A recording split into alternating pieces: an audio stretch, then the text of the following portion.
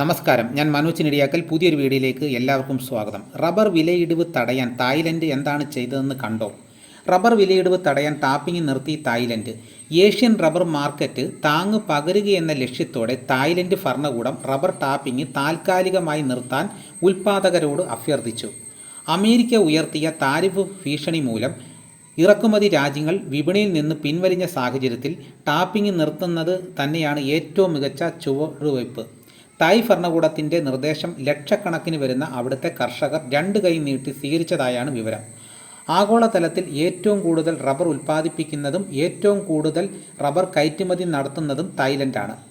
ഒരു മാസം അവിടെ റബ്ബർ വെട്ട് നിർത്തിയാൽ ഏകദേശം 5 ലക്ഷം ടൺ റബ്ബർ വിപണിയിലേക്ക് പ്രവഹിക്കുന്നത് ഒറ്റയടിക്ക് പിടിച്ചു നിർത്താനാവും. വർഷങ്ങൾക്ക് മുമ്പേ റബ്ബർ വിലയിടിവിൽ നിന്നും കർഷകരെ രക്ഷിക്കാൻ സ്റ്റോക്ക് കത്തിച്ച ചരിത്രവും ബാങ്കോക്കിനുണ്ട്.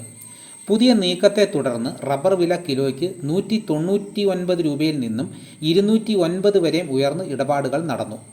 ആഗോള ഉൽപ്പാദകർക്ക് താങ്ങു പകരുന്ന ഈ നീക്കത്തിന് പക്ഷേ പിന്തുണ നൽകാൻ ഇതര റബ്ബർ ഉൽപ്പാദക രാജ്യങ്ങൾ തയ്യാറായില്ല.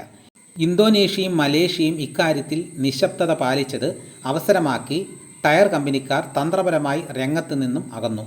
കേരളത്തിലെ പ്രമുഖ വിപണികളിൽ ഷീറ്റ് വില ഉയരുമെന്ന് കർഷകർ കണക്കുകൂട്ടിയെങ്കിലും ടയർ വ്യവസായികൾ കൊച്ചിയിൽ RSS 4 ഗ്രേഡ് കിലോയ്ക്ക് 197 രൂപയിൽ നിന്നും 195 താഴ്ത്തി. കാലവർഷത്തിലേക്ക് തുടക്കം കുറിക്കുന്നതോടെ പുതിയ ഷീറ്റ് വരവിന് തുടക്കം കുറിക്കുമെന്ന നിലപാടിലാണ് അവർ വില ഉയർത്തി ഷീറ്റ് സംഭരിക്കുന്നതെന്ന് വിട്ടുനിൽക്കുന്നത്. ഇതോടുകൂടി വീഡിയോയുടെ പൂർണ്ണമാകുന്നു. ഇതേപോലെയുള്ള വീഡിയോസ് നോട്ടിഫിക്കേഷനായി കിട്ടാൻ ചാനൽ സബ്സ്ക്രൈബ് ചെയ്യാത്തവർ ചാനൽ സബ്സ്ക്രൈബ് ചെയ്ത് വെക്കുക. എല്ലാവരും ഒന്ന് ലൈക്ക് ചെയ്ത് സപ്പോർട്ട് ചെയ്യണം. മറ്റൊരു വീഡിയോയുമായിട്ട് ഉടനെ എത്താം. എല്ലാവർക്കും എൻ്റെ നന്ദി.